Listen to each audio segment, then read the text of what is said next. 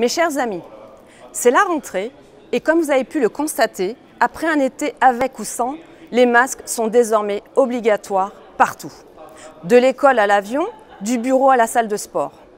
Les masques chirurgicaux sont même obligatoires par certaines compagnies aériennes françaises, alors que les masques en tissu sont autorisés par des compagnies étrangères. Idem pour accéder dans certains supermarchés.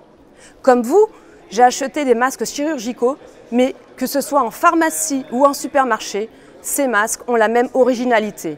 Tous, ils viennent du même pays, la Chine.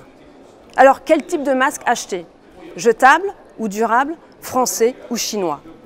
9 mois après le début de la crise du Covid-19, qui nous a démontré notre trop grande dépendance à l'égard de la Chine, rien n'a changé. Pire, on nous impose le masque chinois si on veut voyager. Ce n'est là qu'une des conséquences problématiques de décennies de délocalisation. En fait, un large segment de l'industrie française a été vendu. Malgré les beaux discours au printemps de commissaires européens, la dépendance morbide de l'industrie européenne perdure. On prétend souvent que cette hypermondialisation est incontournable. La vérité est que derrière tout cela, il y a eu un programme délibéré qui a été propagé par les mondialistes comme Macron, incapables de changer leur curseur. En tant que tel, cette politique peut être modifiée.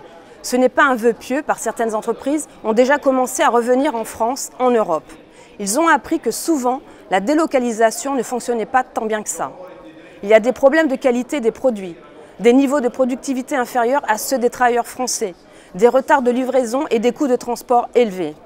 Surtout, les entreprises ont redécouvert la puissance du label Made in France, gage de qualité et d'excellence. Partout dans le monde, les produits Made in France sont recherchés pour leur qualité, leur design et leur originalité. Relocaliser des emplois en France et en Europe et capitaliser sur le label Made in France, c'est créer une situation gagnant-gagnant. Pour les entreprises françaises, pour l'environnement, pour les emplois français, pour nos enfants. Là où la délocalisation a été propagée, nous renverserons ce dogme et investirons dans la relocalisation et le localisme. Chers amis, remplaçons le Made in China par le Made in France.